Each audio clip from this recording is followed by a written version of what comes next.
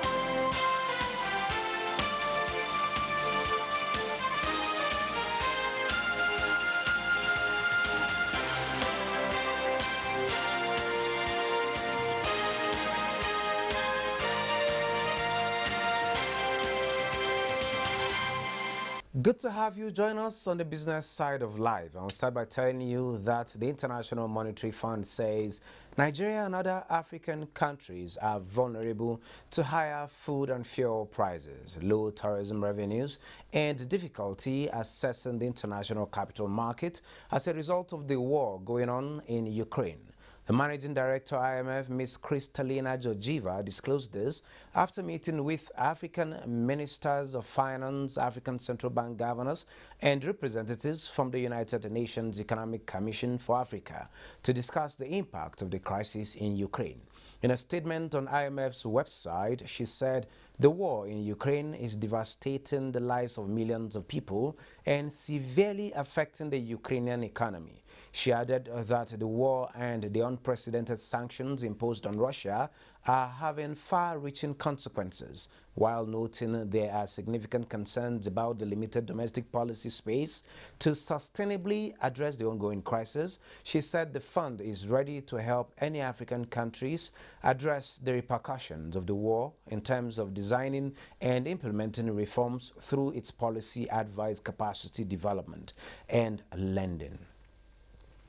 And the designated 48 NNPC petrol stations are working round the clock to ensure uninterrupted access of petrol by motorists in Abuja and its environs. Lydia Sampson reports that only few motorists are taking advantage of the unique opportunity. The report.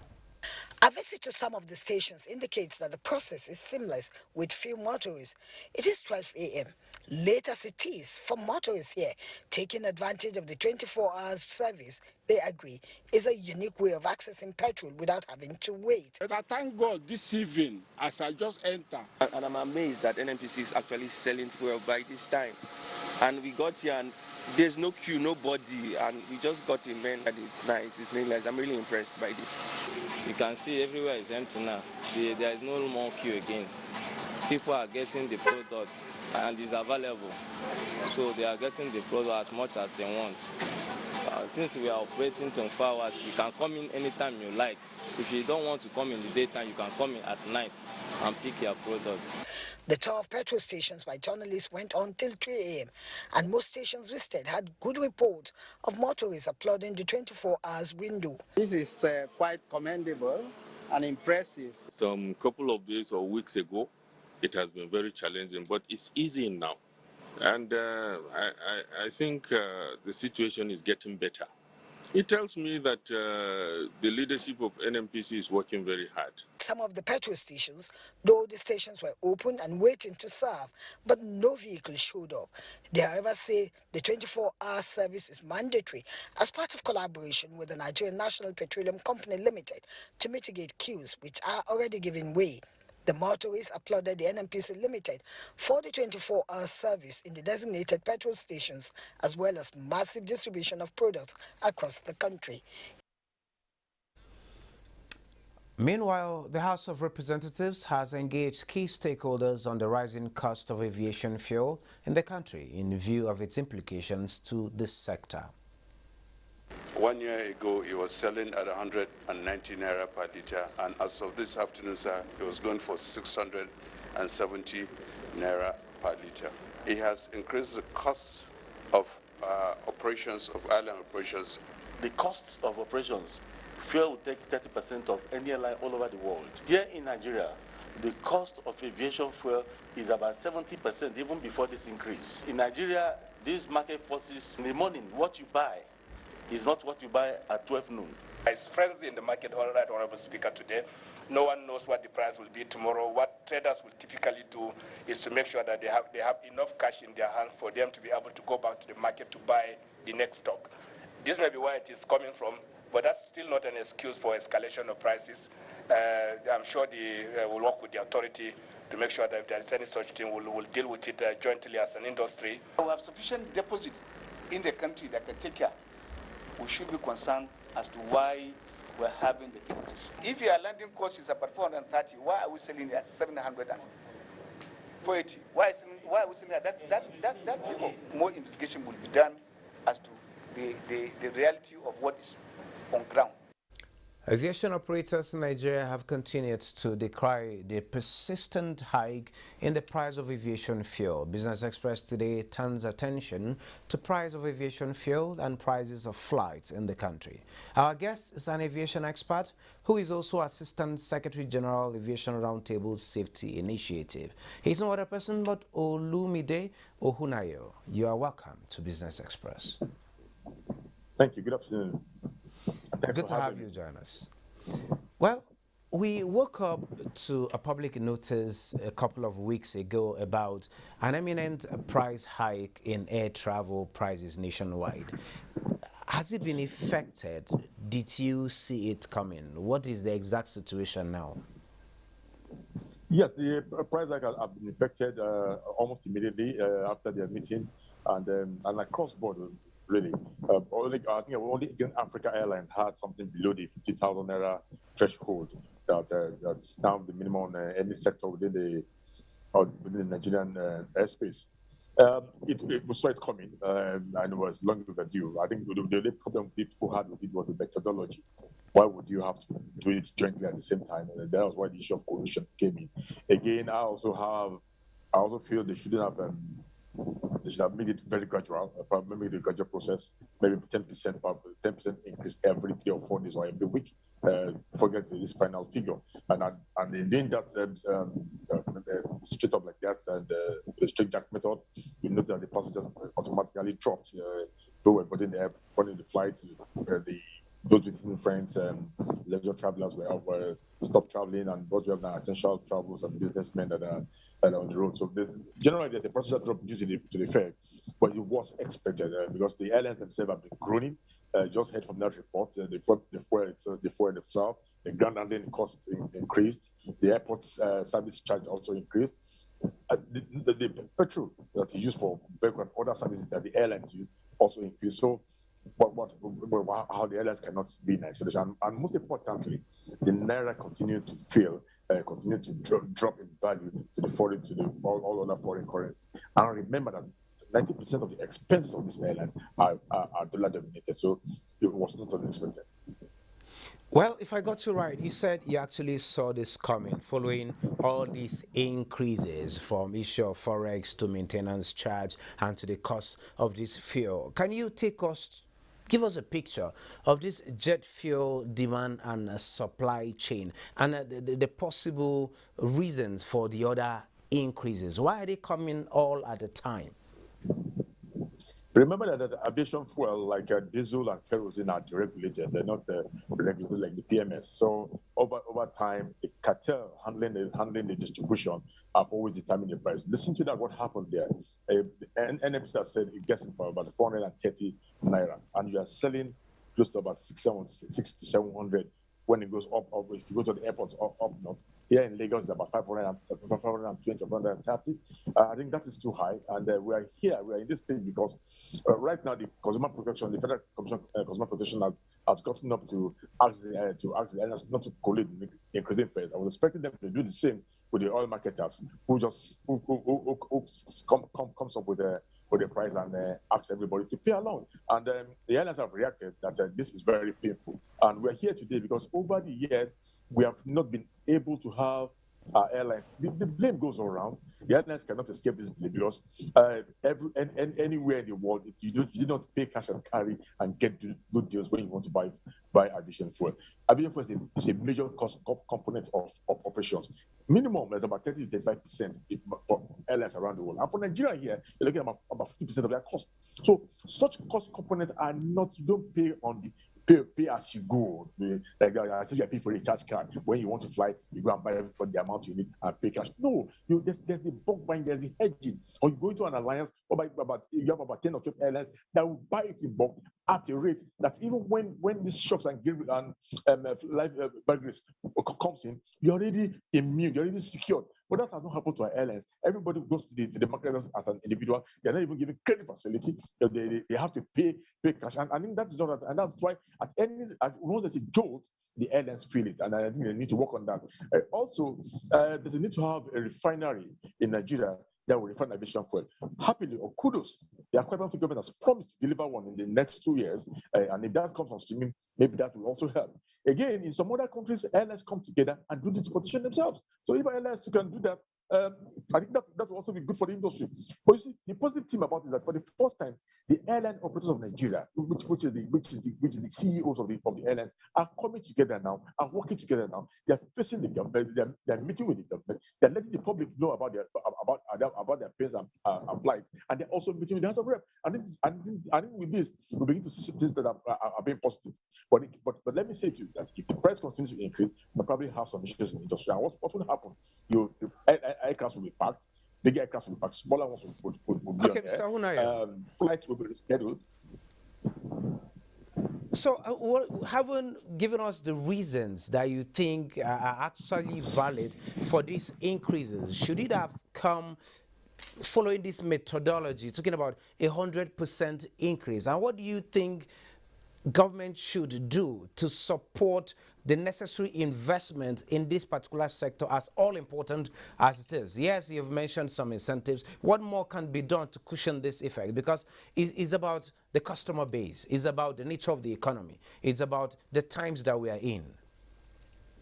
Like I said before, I am not in support of the 100% hike in price. I was expecting to be a gradual process, maybe about 15 to 20%, just like international flights are increasing now, but they're moving at a rate of 5%, but on a weekly or monthly basis.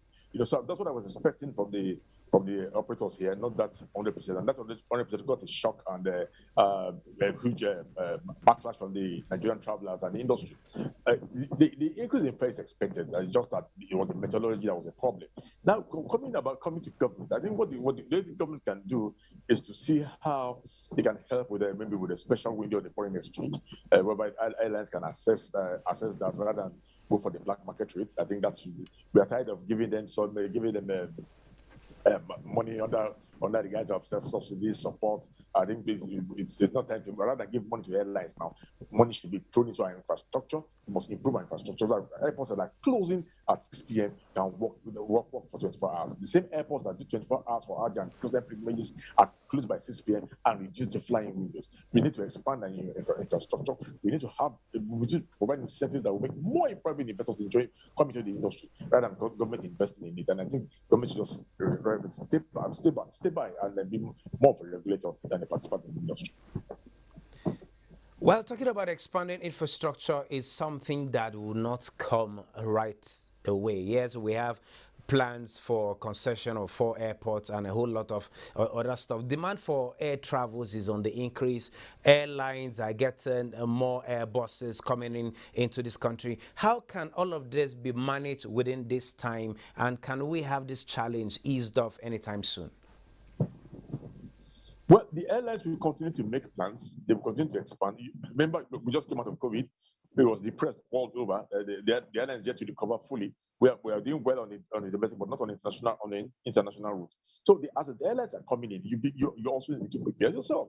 How do you prepare yourself? You prepare your infrastructure. You look at your regulations. You see how you can support the industry to survive this time. And if we don't have, as of today, we don't have a refinery for aviation fuel.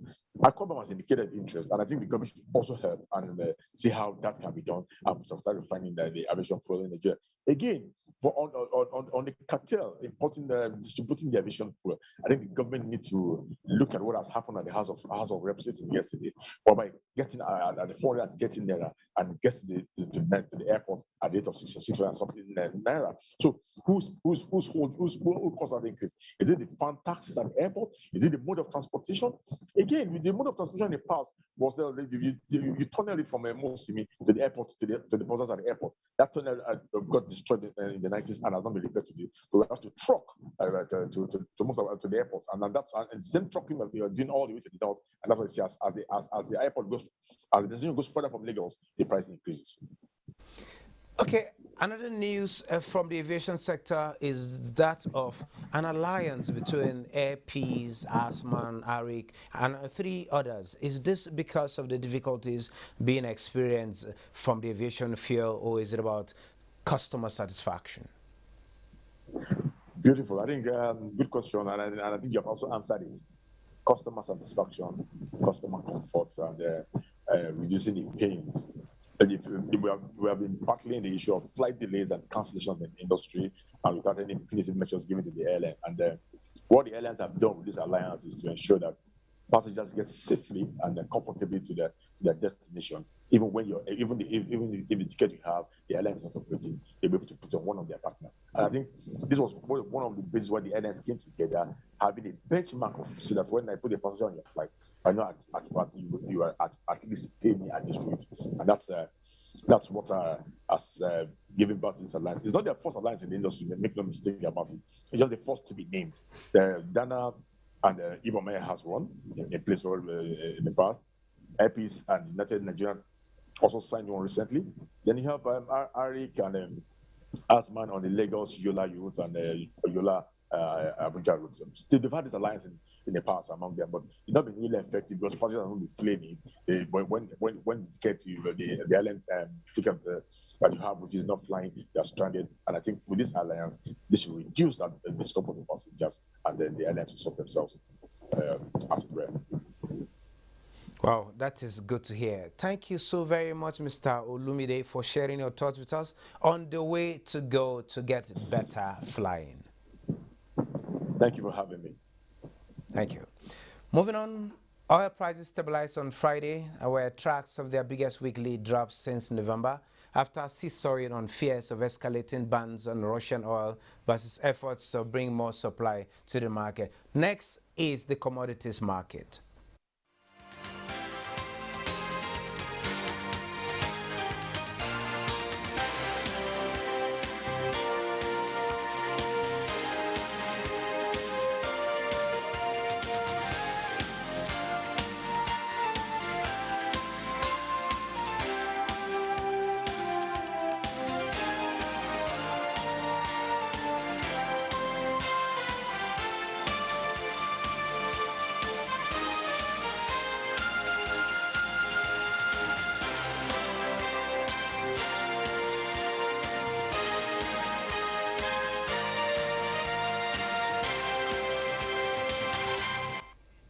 And now the Nigerian Employers Consultative Association and the Industrial Training Fund, under its Technical Skills Development Project, have gone into partnership with 30 organizations to promote technical and vocational skills to meet identified needs of industries and also the investing public.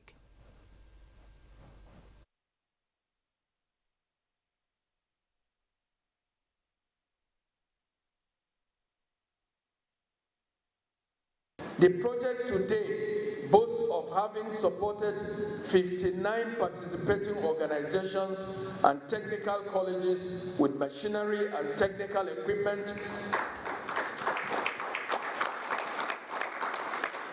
It has also graduated so far 54,603 highly skilled technicians who are either employed in corporate organizations or have become entrepreneurs that are also employing others.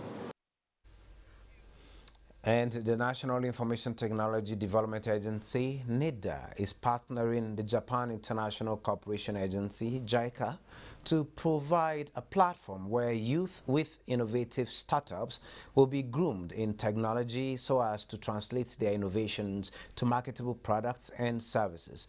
The focus is on health, finance, and agriculture. This initiative, Idea Hatch, named iHatch, is crafted and designed to identify promising startups with promising ideas and let them turn their ideas into products and services. That will inspire the Nigerian youth to brush up their business ideas and maximize opportunity for empowerment. Selection is also mainly based on the ideas, like how scalable, how profitable, and how much impact, social impact, the idea has on the society. Where we have Nigerians in diaspora actually get their character report. Rather than going to the embassy, pushing on applications for the report, we're going to use hashing and then metadata management to gather up these documents and then validate. The House of Representatives has, in line with the policy of ease of doing business, commenced legislative consideration of a bill that seeks to enhance operations and performance of capital market. Lami Ali reports that the bill to that effect passed second reading during Thursday's plenary. The security and investment is more encompassing, taking into consideration the different segments of the responsibility of the stock exchange that are now being carried out by different specialists. And from there, it's a positive wrap for the equities market in Nigeria this week as the market appreciated by 0.16% today. The NGX advanced to 47,437.48 basis points and market capitalization inched up to 25.566 trillion naira. Investors traded 1.153 billion shares valued at 7.028 billion naira in 3,928 deals. The First City Monument, Zenith Bank and Access Bank were the top stocks in terms of volume, while price gainers were led by Niger Insurance. Next is the global market. Hello and welcome to the Global Market Review. Stocks across the globe rose on Friday as investors clung to hopes the global economy would continue to grow despite the war in Ukraine. In Europe, markets nudged higher with global investors assessing soaring U.S. inflation and a hawkish surprise from the European Central Bank. The DAX added 1.26%, London's FTSE topped 0.9%, while France's CAC 40 appreciated by 0.71%. Stocks in Asia fell, tracking overnight losses on Wall Street. The Nikkei 225 in Japan fell 2.05% to 25,162.78. Hong Kong's Hang Seng Index also depreciated by 1.61%, while the Shanghai Composite rose 0.41%. U.S. index futures were fractionally higher in early trading. The Dow Jones Industrial Average gained 93 points, S&P 500 topped 0.37%, and Nasdaq 100 gained 0.43%. And in Africa, stocks rose marginally in Friday trade as most markets entered positive territory, with investors on the continent holding on to hope of a recovering economy despite the war in Ukraine. And that's Global Market Review. I am Neka Oko. On that global note, we end this episode of the program. Don't forget you can access all previous episodes on YouTube. We also value your feedback. Do join us again next week. I am Benny Adams saying stay safe this weekend.